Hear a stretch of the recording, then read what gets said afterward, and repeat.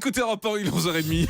Le journal de la santé avec Elisabeth Assayag. La saison estivale commence et les vacances sont propices à la surconsommation de sel, alertent les cardiologues. Contrairement aux idées reçues, le beurre n'est pas responsable des maladies cardiovasculaires. Et puis, il suffit de 30 minutes par semaine dans un parc ou en pleine nature pour éloigner déprimes et maladies cardiaques. Attention, la consommation de sel pendant l'été alerte les cardiologues. Oui, c'est le moment des apéros avec rosé, chips, tarama. Les cardiologues lancent l'alerte sur la consommation de sel parce que pour rester en bonne santé, on ne devrait pas consommer plus de 6 grammes de sel par jour. Cependant, les adultes dépassent facilement les 10 grammes, 2 poignées de chips et les 6 grammes sont atteints.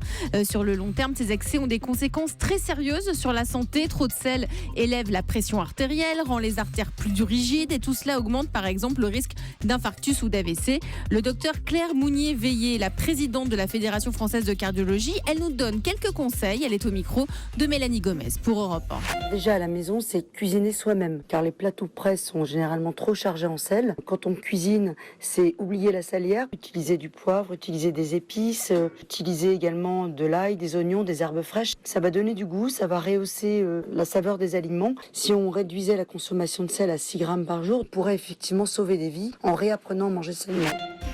Un nouveau patch mesure en temps réel justement notre exposition au soleil. Oui, quand faut-il se terminer Il m'a déconcentré, Jean-Michel.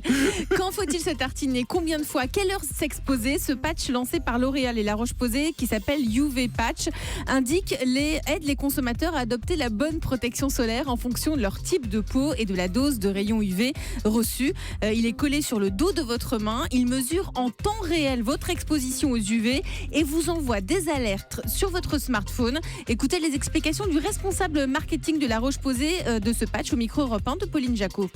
Si l'index UV de l'endroit où vous êtes, par exemple un matin, un début de matinée, ça peut être un index UV 3 qui est relativement faible, va passer en 1h30 à 6, l'application va dire attention, l'index UV a augmenté, pour justement vous dire de réappliquer de la crème parce que le danger en fait, de l'exposition solaire a augmenté.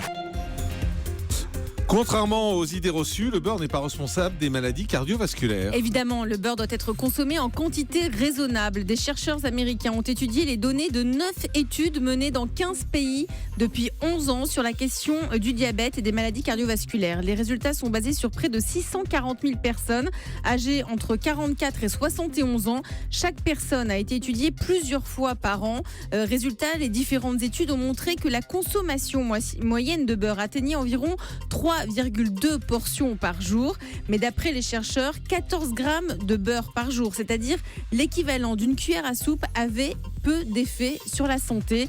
Selon ces scientifiques, le beurre serait même parfois moins néfaste que le sucre ou l'amidon contenu dans la pomme de terre ou le pain blanc. La doyenne des Français est décédée. Elle aurait eu 115 ans le 1er octobre. La doyenne des Français s'est éteinte à Cayenne, en Guyane. Elle s'appelait Eudoxie Baboul. Elle avait 114 ans et 9 mois précisément. Elle a eu une vie d'agricultrice et de couturière. Elle a travaillé sur l'exploitation familiale jusqu'à ses 75 ans. Elle a eu 2 filles qui sont aujourd'hui décédées, 3 petits-fils, 16 arrière-petits-enfants et même un arrière-arrière-petit-fils. Elle a vécu seule jusqu'à l'âge de 109 ans avant de s'installer chez l'un de ses petits-fils. La nouvelle doyenne des Français aujourd'hui s'appelle Elisabeth Collot. Elle vient de fêter ses 113 ans le 21 juin et elle vit à Échirolles dans l'Isère. Allez, on termine avec le chiffre du jour. Passer 30 minutes par semaine dans la nature suffirait à éloigner la déprime et les maladies cardiaques, d'après les résultats d'une étude australienne publiée dans la très sérieuse revue Nature. 1538 Australiens âgés de 18 à 70 ans ont été interrogés sur leurs habitudes hebdomadaires.